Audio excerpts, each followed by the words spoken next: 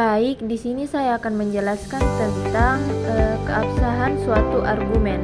Sebelum lanjut ke materi, saya akan memperkenalkan dulu. Perkenalkan, nama saya Nurul Anisya dengan NIM C1C124064 dengan mata kuliah Logika, dosen pengangku Eka Fitriani HS SPD MPD, Fakultas Keguruan dan Ilmu Pendidikan, Prodi S1 Pendidikan Guru Sekolah Dasar. Baik, kita masuk ke materi keabsahan. Keabsahan adalah kondisi di mana suatu argumen dianggap logis dan benar menurut aturan penalaran yang berlaku. Sebuah argumen disebut sah atau valid jika kesimpulannya mengikuti secara logis dari premis-premisnya. Artinya, jika premis-premis tersebut benar, maka kesimpulannya juga pasti benar. Contohnya, premis 1, semua burung dapat terbang. Premis 2, elang adalah burung. Kesimpulannya, elang dapat terbang. Argumen ini valid karena kesimpulan logis mengikuti premis-premis yang ada. Materi yang kedua, bukti tak langsung.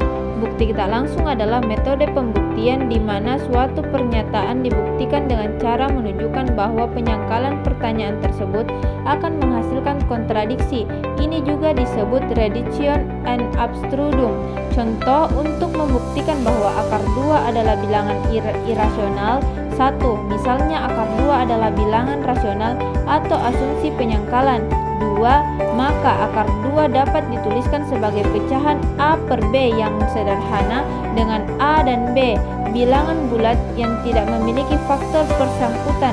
Yang ketiga, berdasarkan perhitungan ini mengarah pada kesimpulan bahwa A dan B adalah faktor persekutuan yang merupakan kontradiksi. Karena kontradiksi terjadi, asumsi awal salah sehingga akar 2 adalah irasional. Baik, selanjutnya kita akan bahas konsistensi kumpulan-kumpulan premis. Konsistensi kumpulan premis berarti tidak ada kontradiksi di antara premis-premis tersebut. Artinya, semua premis dapat benar secara bersamaan tanpa saling bertentangan. Contohnya, premis 1, semua kucing adalah hewan. Premis 2, beberapa hewan memiliki bulu. Premis 3, kucing memiliki bulu. Premis-premis ini konsisten karena tidak ada kontradiksi. Semuanya benar pada saat yang sama. Baik, selanjutnya penurunan kesimpulan dalam suatu argumen. Penurunan kesimpulan dalam suatu argumen adalah proses mengambil kesimpulan dari premis-premis yang ada dengan mengikuti aturan logika yang benar. Proses ini memastikan bahwa kesimpulan tersebut secara logis mengikuti dari informasi yang diberikan dalam premis. Contoh premis 1, semua manusia membutuhkan oksigen. Premis 2, Lisa adalah manusia. Kesimpulan, Lisa membutuhkan oksigen. Dalam contoh ini, kesimpulan Lisa membutuhkan oksigen diturunkan secara logis dari dua premis. Di sini kita bisa pahami contoh tabel kebenaran.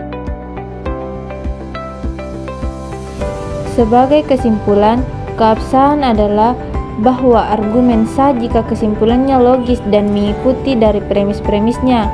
Penurunan kesimpulan adalah bahwa kesimpulan dapat diterima jika secara logis mengikuti dari premis-premis yang diberikan.